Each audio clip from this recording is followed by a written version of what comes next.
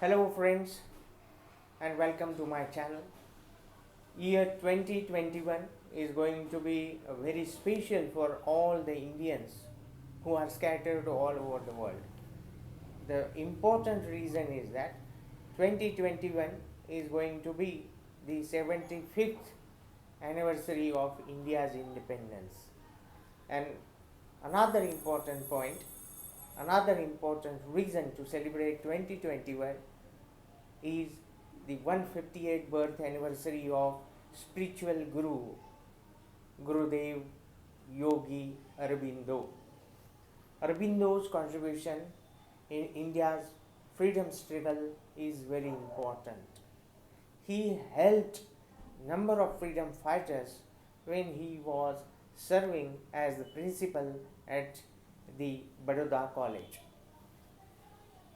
Yogi Aurobindo has written very beautiful poems, and today I am going to present a very important poem, very heroic poem.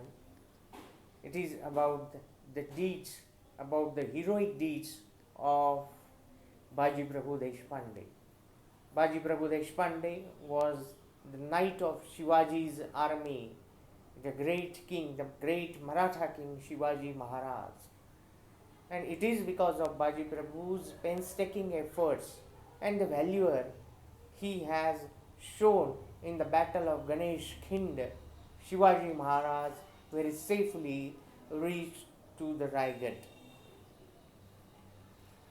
And Yogi Aurobindo, through this poem, has pointed out the same valor, courage, and the great deed of Baji Prabhu Deshpande.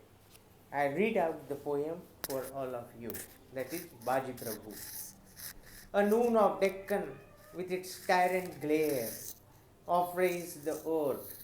The hills stood deep in haze, and sweltering athirst the fields glared up, longing for water in the courses past of streams long dead, nature and man alike imprisoned by a bronze and brilliant sky, sought an escape from that white trance of heat, nor one rare herdsman only or patient king, tilling the earth or tending sleeplessly the well-eared grain that burden fell. It hung upon the Mughal horsemen as they rode with lances at the charge, the surf of steel about them and behind as they recoiled or circled, where the footmen ran and fired again and ran. For now at last they deemed the war is over. Now at last the panther of the hills is beaten back, right to his lair. The rebel crew to death is haunted, and an aid is made at last. Therefore they stayed not for the choking dust, their slaying heat, the thirst of wounds and fight, the stumbling stark fatigue, but onward pressed, with glooming eyes, far otherwise the foe, panting and sore oppressed, and racked with thirst, and blinded with the blazing earth who reeled backward to Raigad, moistening with their blood their mother, and felt their own beloved hills. A nightmare hail of death and heat, the sky, a mute and smiling witness of their dire anguish. Abandoned now of God and man, who for their country and their race had striven, in vain it seemed. At morning, when the sun was yet below the vert, the Bhonsle sprang at a high mountain fortress, hoping so to clutch the whole wide land into his grasp.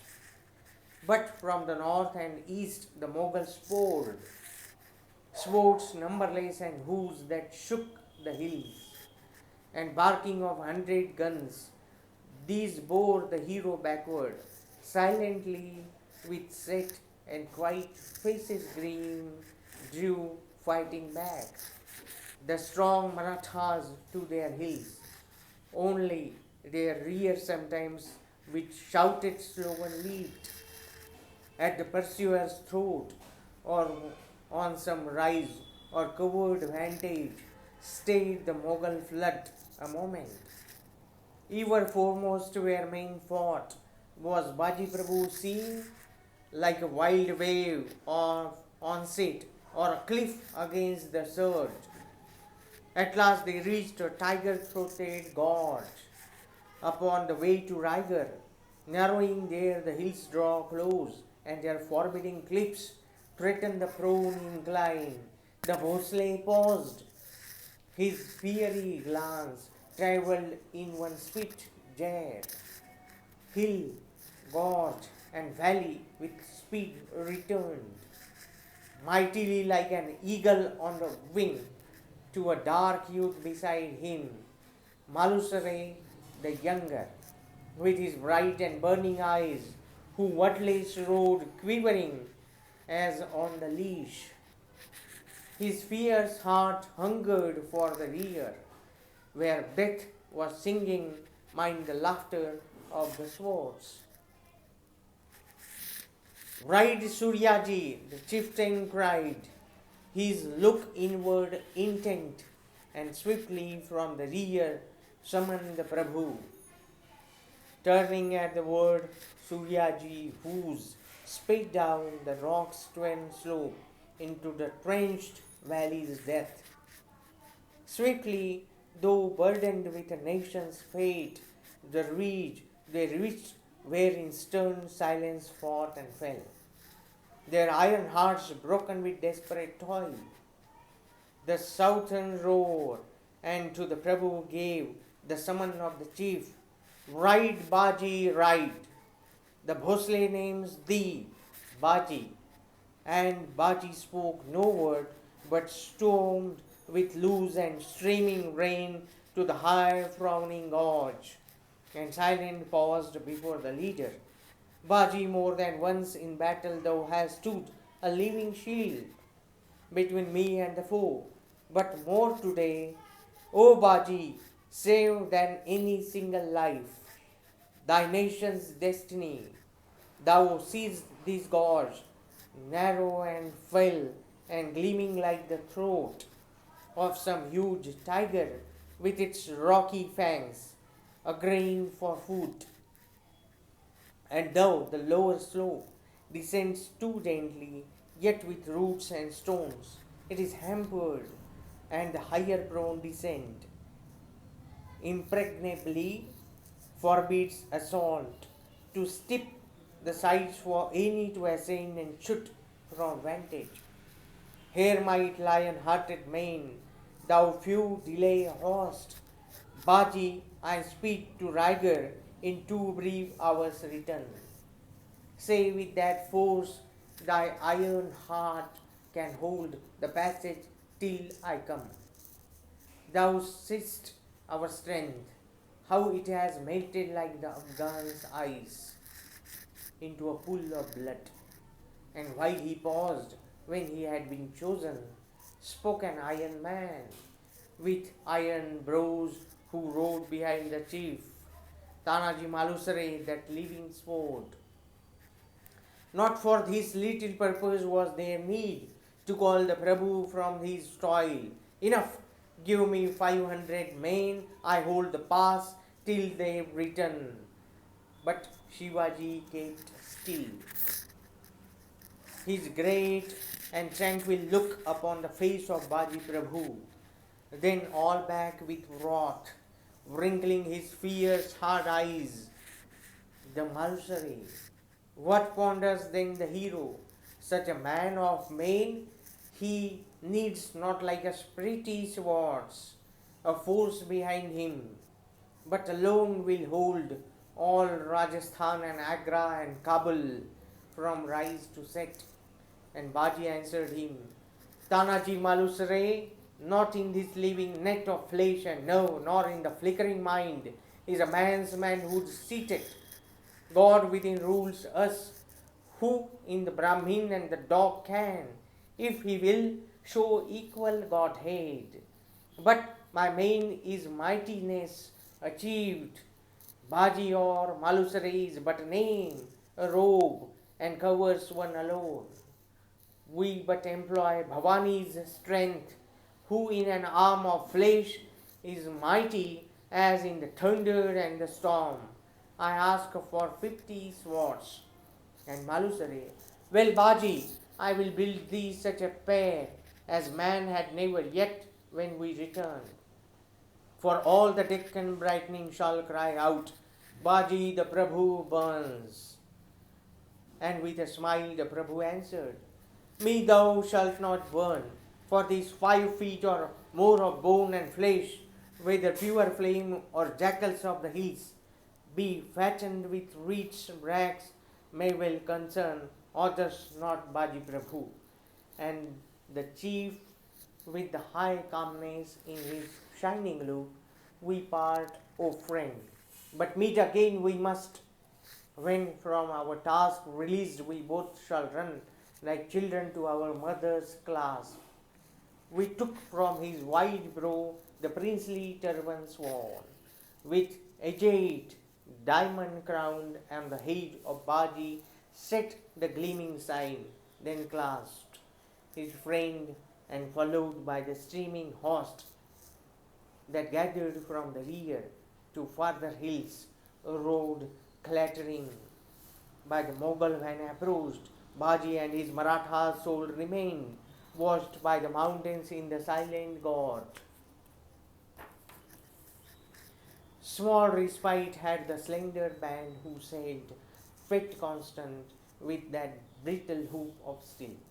For like the crest of an arriving wave, the Moslem van appeared, though slow and tired, yet resolute to break such barrier faint, and force themselves to run, nor long avail. For with a single cry the muskets spoke, once and again and always as they neared, and like a wave arrested for a while. The silence paused and like a wave collapsed, spent backward in a cloud of broken spray, retreating, yielding up the dangerous gorge saw only on gnarled and stumbling rise, the dead and the wounded heaped, but from the rear the man tremendous onset of the north came in a dark and undulting surge, regardless of the check, a mingled mass, Pathan and Mughal and the Rajput clans, all clamorous with the brazen throats of war and spitting smoke and fire. The bullets rang upon the rocks, but in their place unheard. Sheltered by tree and rock, the silent gleam defenders waited, hill on root and stone. The confident high-voiced triumphant surge began to break, to stumble, then to pause, confusion in its narrowed front. At once the muskets clamoured out, the bullets sped, deadly though few, again and yet again, and some of the impetuous fluttered back, and some in wrath pressed on, and while they swayed, poised between flight and onset, blast on blast, the volleyed death invisible hailed in upon uncertain ranks. The leaders fell, the forward by the bullets chosen out, prone on supine, or leaning like sick men. Over trees and rocks distressed the whole at once, with prohibition by the silent slain. So the great onset failed, and now withdrawn, the generals consulted, and the last in slow and ordered ranks the foot came on. An iron resolution in their tread, hushed and deliberate.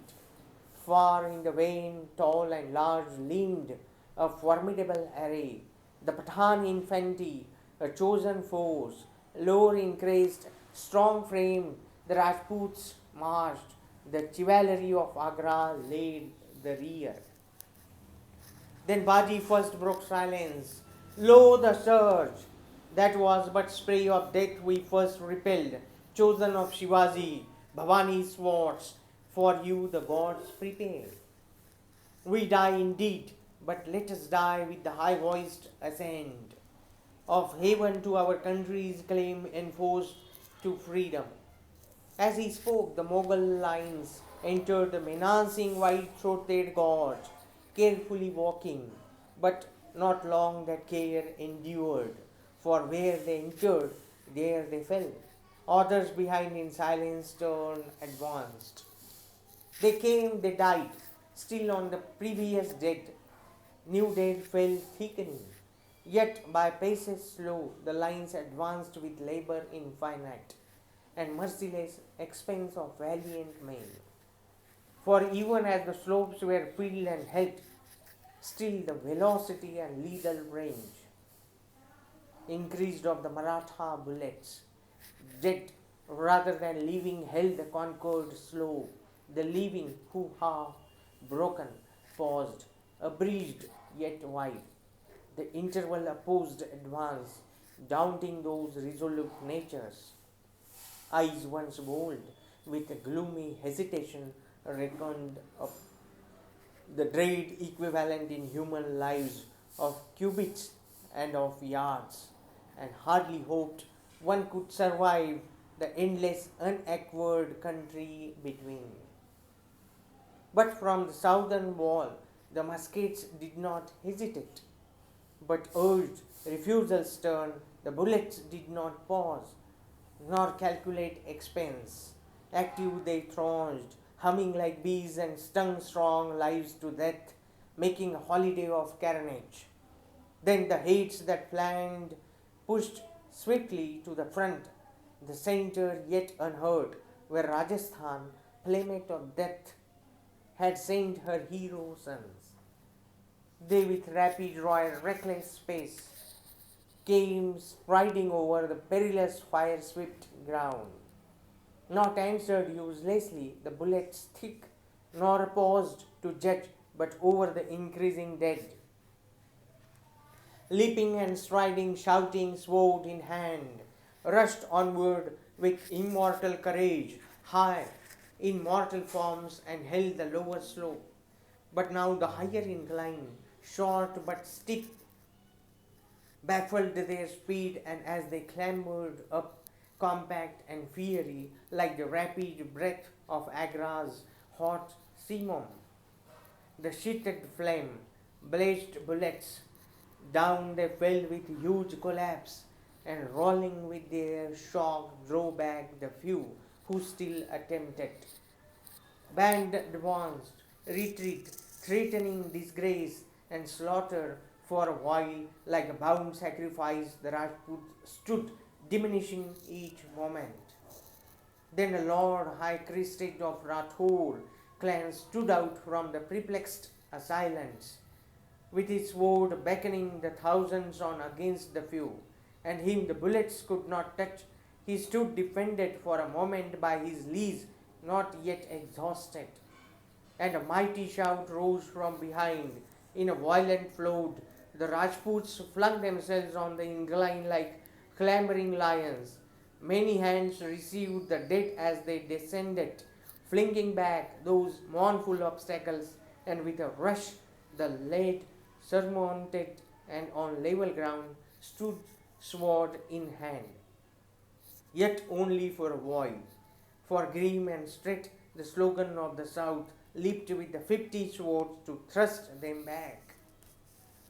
Baji the Prabhu leading, rise they came, 3 times prevailed, 3 times the southern charge repelled them, till at last the Rathore Lord has one appointed, allayed the advancing death, nor waited to assure his desperate hold, but hurled himself on Baji. Those behind bore forward, those in front. From right and left, Maratha muskets rang their music out and withered the attack that, still dissolved, still formed again from the insistent rear and would not end. So was the fatal gorge, filled the clamour of the close-locked fight. Sword rang on sword, the slogan shout, the cry of guns, the hiss of bullets filled the air, and murderous strife heaped up the scanty space. Rajput and strong Maratha breathing hard in desperate battle. But far off the host of Agra stood arrested, confident, waiting the end, for otherwise it came. Then they expected, for as in front the Rathore stood on the disputed word, and ever threw fresh strength into the skull with that inspiring gesture. Baji came towards him, signaling out the lofty crest, the princely form, and as the waves divide before a driving keel, the battle so before him parted, till he neared his sleeve. Avoiding sword, avoiding lifted arm, the blade surprised the Rajput's throat, and down as fall an upright bowler with his hands outspread. Dying, he clutched Maratha ground.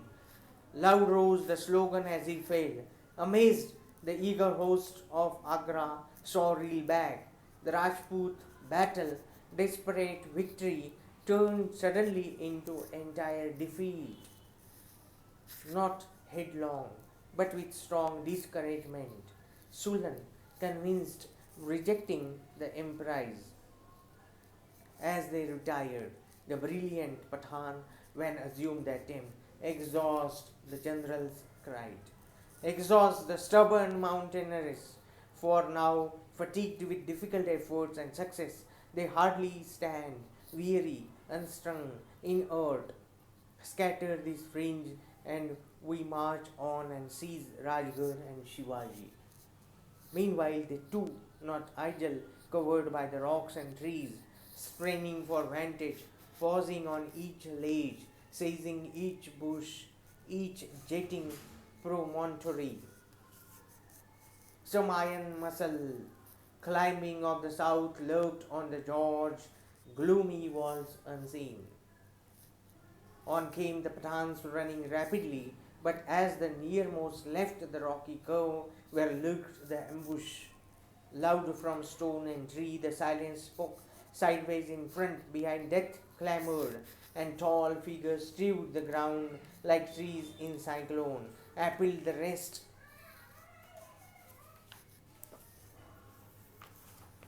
broke this way and broke that, and some cried. On some shouted back, for those who led fell fast.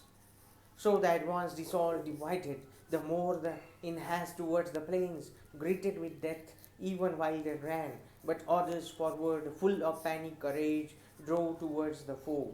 They could not reach, so hot a blast and fell, stayed their unsteady valour, their retreat so swift and obstinate, a question gallant.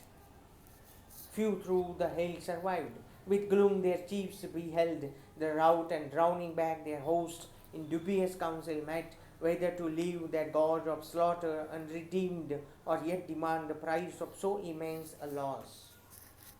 But to the Prabhu came with obnoxious eyes the captain of the band. Baji, he cried, the bullets fail, all the great store we had of shot and powder by unsparing use is spent, is ended. And Baji Prabhu turned.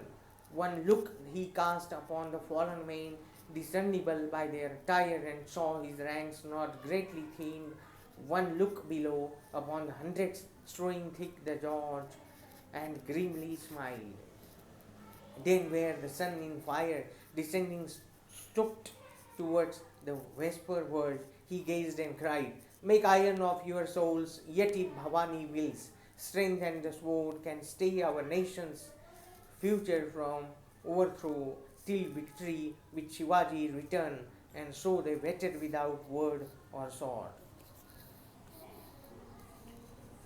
And over then the silent afternoon waited. The hush terrestrial was profound, except the mountains and the fallen men. No sight, no voice, no movement was abroad. Only a few black-winged, slow circling birds that wandered in the sky. Only the wind that now rose and almost noiselessly questioned the silence of the wooded sides. Only the occasional groan that marked the pang by some departing spirit on its frame inflicted. And from time to time the gaze of Baji sought the ever sinking sun. Men mixed their eyes on him in his firm expression lived. So the slow minutes passed, but when the sun dipped very low, a stir was felt far off, and all men grasped the hilt tighter and put a strain upon their hearts. Resolved at last, the stream of Mughal war came once more pouring, not the broken rout of Pathans, not discouraged Rajput swords, but Agra chivalry, glancing with gold and scimitars inlaid and coloured robes.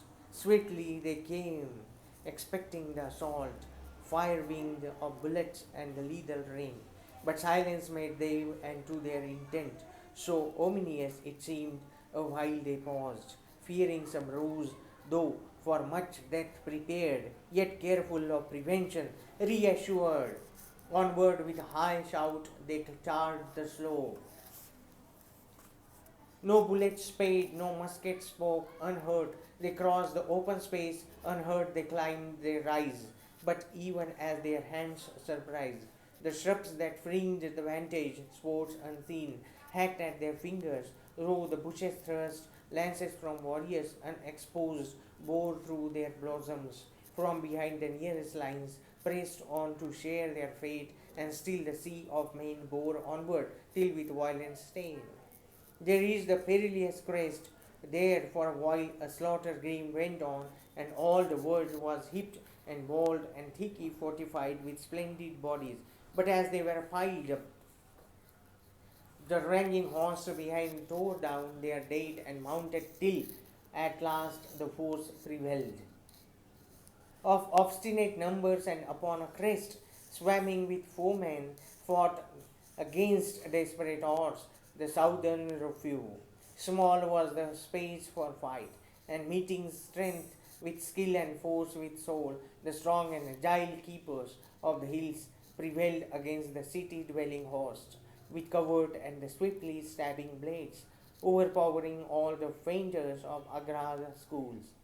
So fought they for a while, then suddenly upon the Prabhu all of goddess came, loud like a lion hungry on the hills. He shouted, and his stature seemed to increase, striding upon the foe. Rapid his forge, like lightning playing with a cloud made void. The crest before him, on his either side, the swordsmen of the south with swift assault, preventing the reply till like a bank of some wild river that assault collapsed over the stumbling edge and down the rise, and once again the desperate moment passed. The relics of the murderous strife remained, corpses and jewels, broidery and gold, but not for these would they accept defeat. Once more they came and almost held. Then wrath rose in the Prabhu, and he raised himself in soul to make an end, but even then a stillness fell upon his mood, and all that godlike impulse faded from his heart, and passing out of him a mighty form stood visible, titanic, scarlet clad, dark as a thunder cloud, with streaming hair, obscuring heaven, and in her sovereign grasp the sword, the flower, the boon, the bleeding head, Bhavani. Then she vanished. The daylight was ordinary, a common world. And Baji knew the goddess formidable who watches over India till the end. Even then a sword found out his shoulder. Sharp, a Mughal lance ran girding through his arm. Fiercely around him gathered in a knot the mountaineers, but Baji with a groan, Morodesh Pandey to the other side, hasten of the black god and bring me word. Rides any from the west, or canst thou hear the Riger trumpets blow? I know my hour is ended.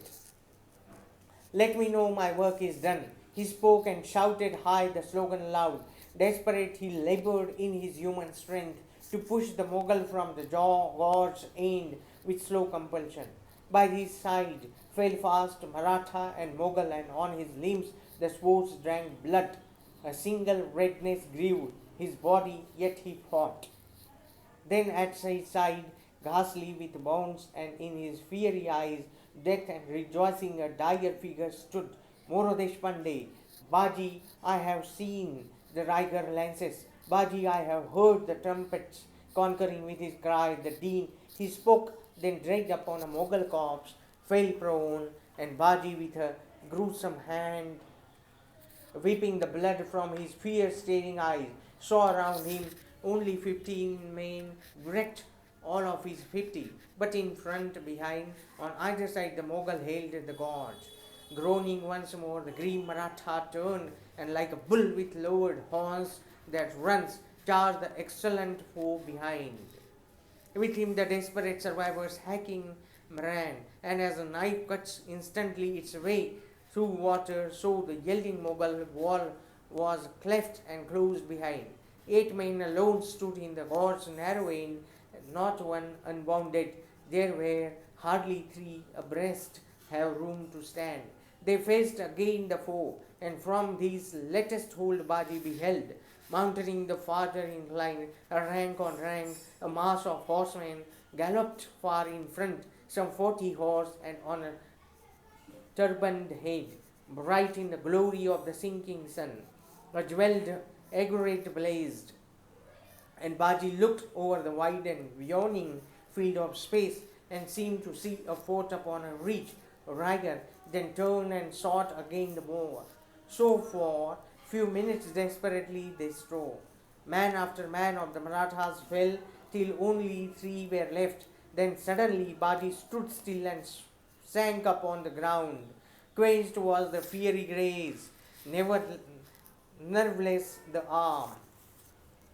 Baji lay dead in the unconquered gorge, but ere he fell upon the rocks behind, the horseshoes rang, and as the latest left of the 100 died, the bullets strong, though the too narrow mouthed, and hurled those down who entered. Clamorous, exultant, blared the southern trumpets, but with stick and hearts, the swords of Agra back recoiled fatal. Upon their serried, unprotected mass, in hundreds from the verge the bullets rained, and in a quick, disordered stream, appalled the Mughal rout began. Sure-footed, swift, the hostile strength pursued, Suryaji first shouting aloud and singing to the hills a song of Ramdas as he smote and slew. But Shivaji, by Baji's empty frame, stood silent, and his gaze was motionless upon the dead. Tanaji Malusare stood by him and observed the breathless corpse, then slowly said, 33 the gates by which thou enterest heaven, thou fortunate soul, thou valiant heart. So when my hour arrives, may I too clasp my death, saving the land or winning some great fortress for my lord. But Shivaji beside the dead beheld a deep and mighty cloud that held a sword, and in its other hand, where once the head, depending bleeding, raised the turban bright from Baji's brows, still glittering with its gems, and placed it on the chiefs. But as it rose, blood-stained with the heroic sacrifice, rounded the agate, he saw a golden crown.